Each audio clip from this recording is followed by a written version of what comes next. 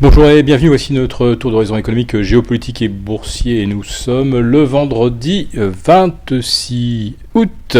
Pour comprendre comment tourne la planète finance et même lorsqu'elle tourne au ralenti, c'est sur la bourse au quotidien et nulle part ailleurs. Et l'épisode du jour s'intitulera « Pourvu que Janet parle », surtout pour ne rien dire. Oui, parce que le meilleur cas de figure pour des marchés qui sont maintenus en lévitation depuis maintenant presque 6 semaines, avec hier l'inscription d'une 34e séance consécutive où la volatilité n'aura pas dépassé 1% en intraday. On en était très loin hier, puisque les indices US ont clôturé entre moins 0,10 et plus 0,05. Bref, camisole algorithmique de rigueur, ça dure depuis 6 semaines. Bon. Nous sommes vendredi, c'est l'heure également de faire le bilan de la semaine. Alors qu'est-ce qu'on voit sur le CAC 40 ? Eh bien, à l'instant où nous enregistrons, l'indice perd environ 0,2%. Autrement dit, sur la semaine écoulée, il ne fait strictement rien. Zéro, nada, rien. L'Eurostoxx 50 qui recule de 0,2%, ah ben lui, il est en hausse. Waouh, plus 0,3%. Bon, 0,3% de hausse, ça ne paye pas les frais, mais au moins, c'est de la hausse. Et puis, à Wall Street, eh bien, on va terminer la semaine peut-être en baisse de 0,3%. Tiens, plus 0,3 pour l'Eurostoxx 600, moins 0,3 pour le S&P. Eh bien, comme on dit, un partout, balle au centre. Et donc, tout va dépendre de Janet Yellen. Mais à condition, naturellement, qu'elle ne dise rien.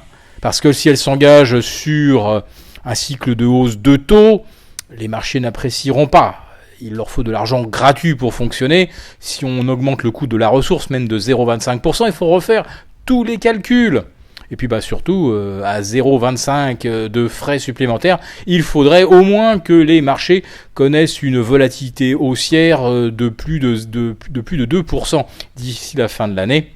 Quand on est à moins de 1% de volatilité depuis le 14 juillet, vous comprenez bien que c'est pas dans ce genre de marché qu'on peut faire son beurre avec un coût de couverture qui augmente tandis que les indices ne font rien. Bon, alors évidemment, il y a toujours moyen pour les institutionnels de gagner de l'argent en vendant la volatilité, c'est-à-dire la valeur temps, ce que nous vous avons décrit cette semaine.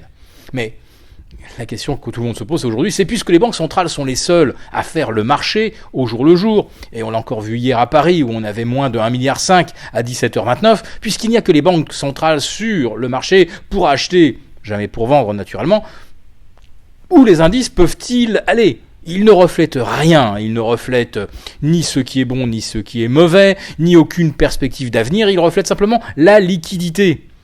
Alors, au point où on en est, si les banques centrales n'en rajoutent pas, eh bien, que se passera-t-il ?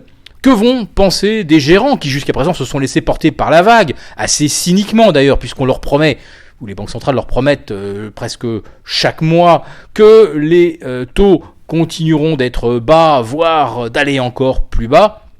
On garantit donc, par exemple, qu'un portefeuille obligataire, même avec un rendement négatif, permettra d'extraire de la plus-value. Si cette perspective d'extraction de plus-value s'évanouit, eh bien, il n'y a aucune raison de conserver des emprunts qui coûtent de l'argent. Autrement dit, il y a un moment où les banques centrales risquent de se retrouver seules face à tous les gérants. Vous savez bien ce qui se passe dans ces cas-là. Il n'y a que le premier à gagner l'issue de secours qui s'en tire. Les autres se font piétiner, écraser, perdent leur portefeuille, leurs clés dans la mêlée, dans le chaos général. Donc, si jamais il faut sortir des marchés, il faut être le premier. Comme disait l'ex-patron de la Banque centrale d'Angleterre, c'est complètement stupide de paniquer, mais en cas de panique, soyez le premier. En ce qui concerne Wall Street, eh bien, on a réussi mercredi à améliorer à la marge le record absolu, mais ce qu'on lit surtout graphiquement, c'est un magnifique double top.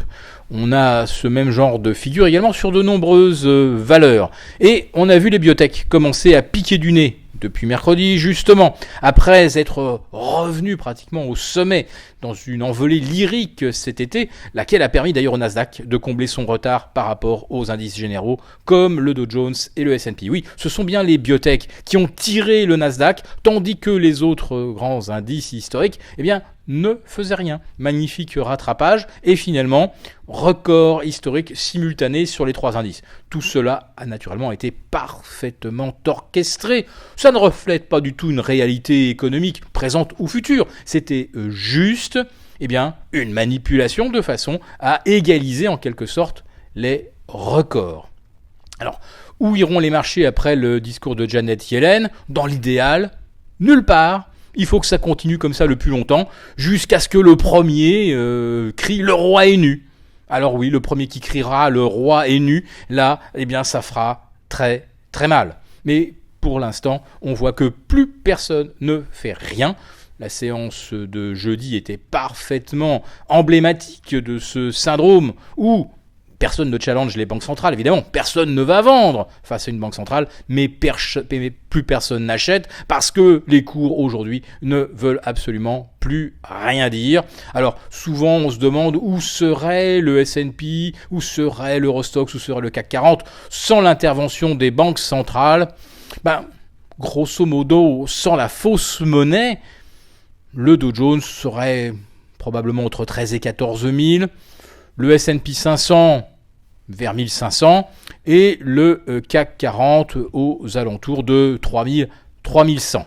Alors, le DAX, lui, retomberait probablement aux alentours de 7000, mais n'oublions pas que le DAX intègre les dividendes, ce que ne fait pas le CAC 40. Donc la vraie référence, c'est bien sûr le CAC 40 Global Return, et ce n'est certainement pas un hasard si le Global Return s'est arrêté une nouvelle fois au milieu de l'été, sous la barre des 11 000. C'est cette résistance qui bloque, qui coiffe l'évolution des valeurs françaises depuis le début de l'année.